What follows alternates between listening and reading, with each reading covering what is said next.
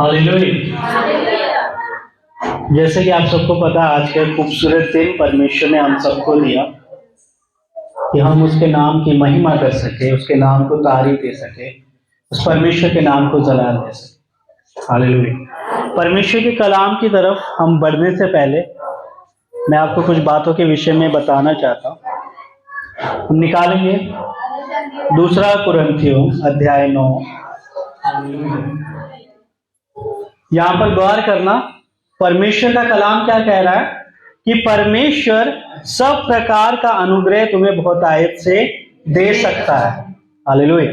आगे हम पढ़ते हैं, जिससे हर बात में और हर समय सब कुछ जो तुम्हें आवश्यक हो तुम्हारे पास रहे। हालेलुया। और हर एक भले काम के लिए तुम्हारे पास बहुत कुछ हो, जैसा लिखा है, उसने बिखेरा, उसने कंगालों को दान दिया, उसका धर्म सदा बना रहेगा। हालेलुया। हम परमेश्वर के वचन में पढ़ रहे हैं कि परमेश्वर सब प्रकार का अनुग्रह बहुतायत से दे सकता है।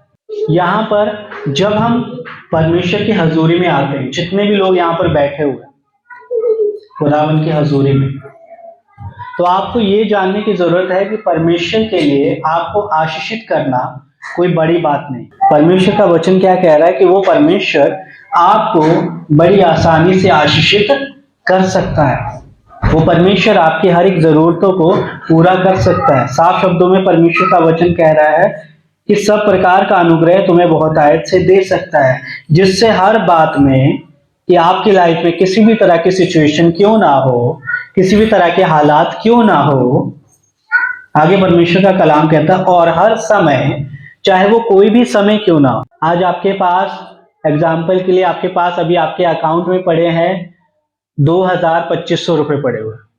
हालेलुया। लेकिन मान लो किसी वजह से वो 2,000-2,500 रुपए आपके खत्म हो गए, आपने वो इस्तेमाल कर लिया। अब आपका दिमाग क्या सोचता रहेगा कि अभी तो पूरा महीना बाकी है, अभी तो सैलरी आने वाली है, अभी तो सैलरी आई भी नहीं है, अब ये पैसे खत्म हो चुके हैं, अब मैं कहाँ से इंतजाम करूं। हालेलुया। अब मैं कैसे महीना, जब तक सैलरी नहीं आ जाती, मैं कैसे अपना महीना चलाऊंगा या चलाऊंगा। जबकि परमेश्वर का कलाम क्या कहता है कि परमेश्वर सब प्रकार का अनुग्रह तुम्हें बहुतायत से दे सकता है, जिससे हर बात में, वो चाहे आपकी कोई भी बात क्यों ना हो, या हर समय, चाहे वो आपका कोई भी समय क्यों ना हो, सब कुछ जो तुम्हें आवश्यक हो, जो तुम्हारी जरूरत है, जो तुम्हारी जरूरत है, उसे क्या करेगा, वो तुम्हारे पास रहे, और हर एक भले काम के लिए तुम्हारे पास बहुतायत से बहुत कुछ हो। हालेलुया।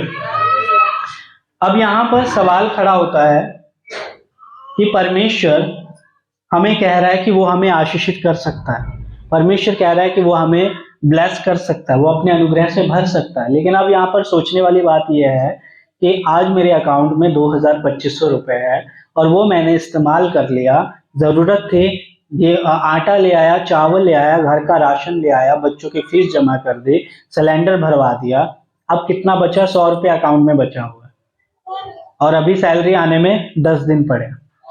हालेलुया। अब मैं कैसे अपनी जरूरत पूरी करूं, कैसे? अब इस चीज को आप समझना, किसी के पास इसका हल है या किसी के पास इसका जवाब है? आप सबके पास। अगर जवाब है तो आप बताइए, अगर नहीं है तो मैं आपको इसका जवाब बताऊंगा कि कैसे होगा वो। हालेलुया। हम सब चाहते हैं ना कि, देखो ऐसा तो नहीं है कि हम खाना खाना बंद कर देंगे, या राशन लाना बंद कर देंगे, या सब्जियां लाना बंद कर देंगे, या हो सकता है हमें नहीं पता कि हम कब बीमार पड़ जाए।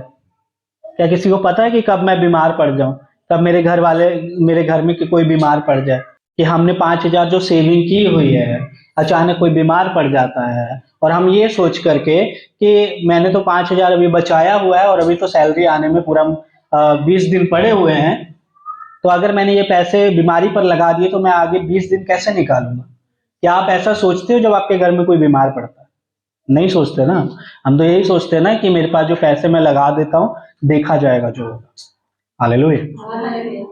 तो क्या अब आपके पास इस सवाल का जवाब है कि आप कैसे आप इन जरूरतों को पूरा कर पाओगे? क्योंकि देखो, यहाँ पर दो चीजें, जब आप परमेश्वर की हजूरी में आते हो परमेश्वर का कलाम कहता है, कल के विषय में चिंता मत करो, क्योंकि आकाश के पक्षियों को देखो, ना तो वो बोते हैं और ना वो काटते हैं, फिर भी मेरा परमेश्वर उनकी जरूरतों को पूरा करता है।